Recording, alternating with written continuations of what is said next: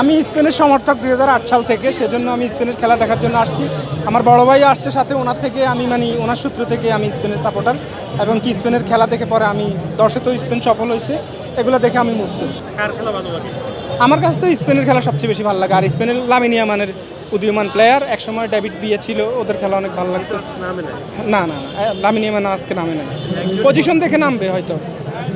একজনই পছন্দের খেলোয়াড় স্পেনের। একজন তো ফেভারিট, এমনি তো সব প্রত্যেকটা প্লেয়ারকেই ভালো লাগে, ওনাকে সবার উপরে অবস্থান দিলাম আর কি। স্পেন ছাড়া আর কোন দলের খেলা ভালো লাগে? স্পেন ছাড়া আমার কাছে হচ্ছে পর্তুগালের খেলা ভালো লাগে। পর্তুগাল খেলা, হ্যাঁ, ওনারাও খুব ভালো খেলে পর্তুগাল। অনেকেই তো বলছে ব্রাজিল কাপ নেবে, আবার আর্জেন্টিনার সমর্থকরা বলছে আর্জেন্টিনা কাপ নেবে। ব্রাজিলের সম্ভাবনা 0%, আর্জেন্টিনার সম্ভাবনা কিছুটা আছে, যদি আর্জেন্টিনা যেহেতু মার্টিনেজ অনেক ভালো গোলি। স্পেনের সম্ভাবনা আমি তো স্পেন সাপোর্টার, আমি তো মন থেকে চাই স্পেন কাপ নিবে, আমি আশাবাদী। সম্ভাবনা কতটুকু? 95% ইনশাল্লাহ স্পেন।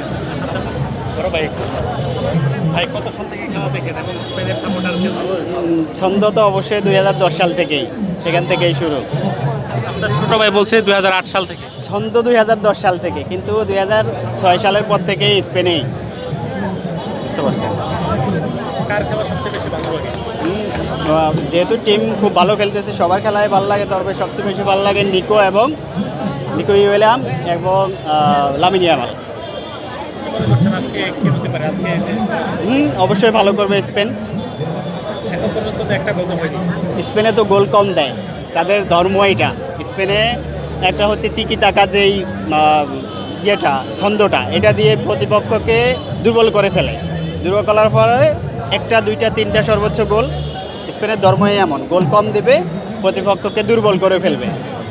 দলের যে স্টার সে তো বসে আছে। খেলা দেখে নামাবে, হয়তোবা দ্বিতীয়ার্ধে তাকে ইন করবে, খেলার ছন্দ দেখে বা খেলার পরিবেশ দেখে নামাবে অবশ্যই। বাংলাদেশে আর্জেন্টিনা এবং ব্রাজিলের সাপোর্টার বেশি, আপনি কেন এই ছন্দের বাইরে? ব্রাজিল আর্জেন্টিনা তো আমাদের বাবা দাদাদের, তো বাবা দাদারাও আমাদের বয়স্ক হয়ে গেছে, ব্রাজিল আর্জেন্টিনাও বয়স্ক হয়ে গেছে। এখন নতুন কিছু চাই, ঠিক আছে, যেমন ফ্রান্স, স্পেন, এগুলোই নতুন কিছু করতে হবে, নিজেদের পছন্দ মতো আসতে হবে। বাবা দাদার পছন্দের জিনিস নিয়ে আর থাকা যাবে না। ব্রাজিল বা আর্জেন্টিনা সমর্থকদের উদ্দেশ্যে কি বলবেন? ব্রাজিল আর্জেন্টিনা সবার তো ব্যক্তিগত বিষয়ে পছন্দেরই, তবে আমি মনে করি ব্রাজিল আর্জেন্টিনা বাবা দাদাদের সম্পত্তি, বাবা দাদাদের দেওয়া সম্পত্তি ত্যাগ করে নিজেদের সম্পদ, নিজের পছন্দের দল পছন্দ করা উচিত।